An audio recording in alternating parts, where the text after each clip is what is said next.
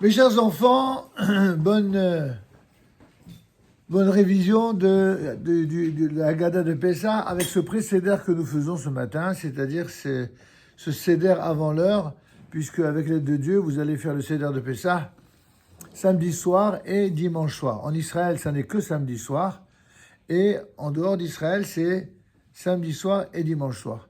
Pourquoi le seder de Pessah est important? Parce qu'il met en avant les deux plus grandes mitzvot de la fête de Pessah.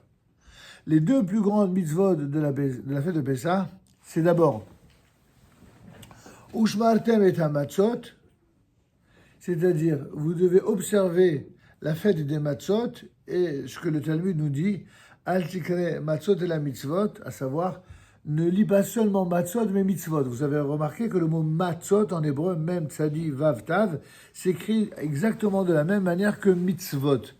Ceci pour nous enseigner quelque chose d'essentiel, à savoir que de la même manière que la différence qu'il y a entre Hametz et Matzah, qu'est-ce que c'est?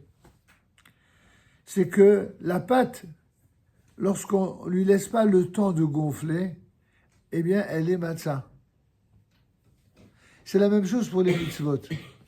La mitzvah, lorsqu'elle se présente à toi, il ne faut pas la rendre Hametz, il ne faut pas prendre son temps, il ne faut pas la laisser enfler, il ne faut pas laisser le temps passer, de sorte qu'elle risque de t'échapper cette mitzvah.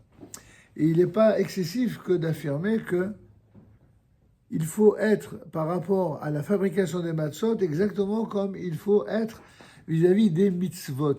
À savoir, il faut toujours se dépêcher de commencer la mitzvah, et une fois qu'on est dans la mitzvah, alors on la fait selon le temps réglementaire. En ce qui concerne les matzot, c'est 18 minutes.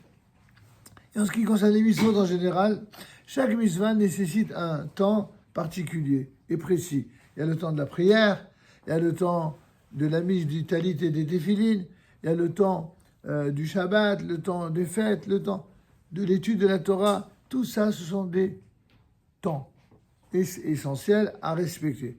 Alors, la particularité de Pessah, on a dit, c'est les matzot, ainsi que tout ce qu'il y aura dans le plateau du Seder dont on parlera dans un instant.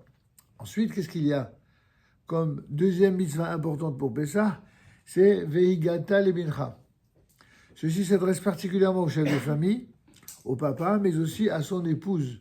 Ensemble, ils doivent, et chacun à sa façon, transmettre quelque chose qui va permettre de pérenniser, c'est-à-dire d'éterniser, de rendre éternelle l'identité juive et la transmission des valeurs juives. Eh bien, ceci se fait évidemment d'un bout à l'autre de l'année, notamment au Talmud Torah ou dans les écoles juives ou dans les yeshivot, mais il y a un soir dans l'année où ça, la mitzvah vedette, c'est Veigata Lemincha, c'est-à-dire tu raconteras à ton fils. Quand on dit ton fils ici, c'est l'ensemble des enfants ici qu'on appelle ton fils, c'est-à-dire aussi bien ton fils que ta fille.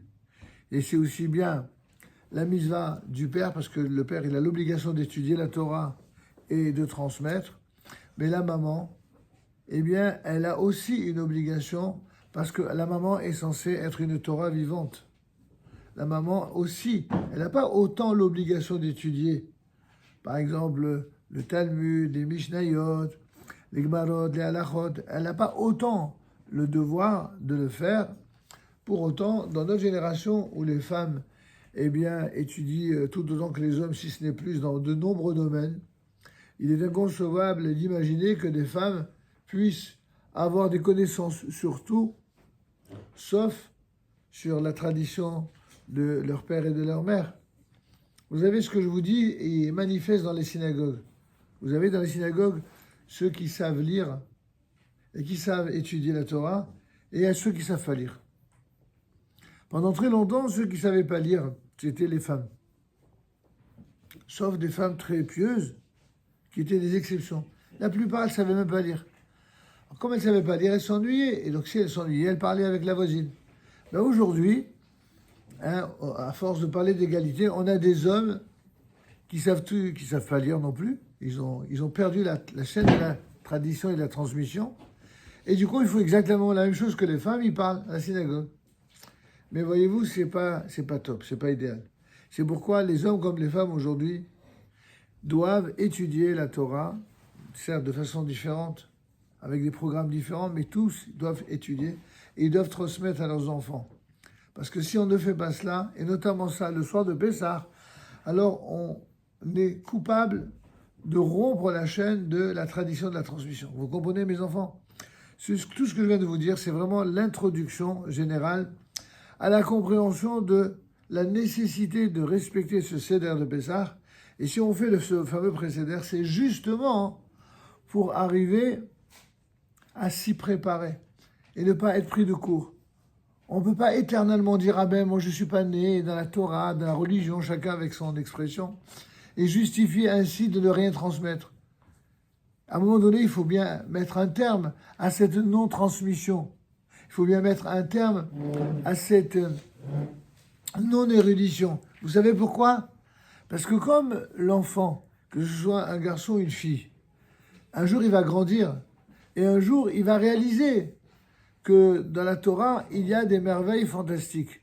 Sauf que puisqu'il ne les aurait pas, il ne les aura pas appris de ses maîtres ou de ses parents, alors il va étudier ça tout seul, avec une vision du monde qui n'est pas celle de la Torah.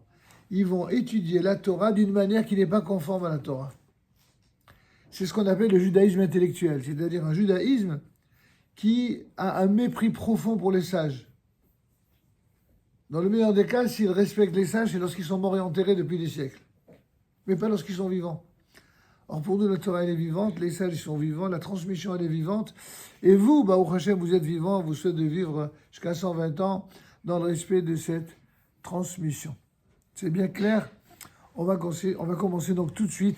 Je vais faire des mini-vidéos par thématique. Là, c'était l'introduction, quel est l'essentiel de Pessah et du Seder. On va passer à la seconde vidéo.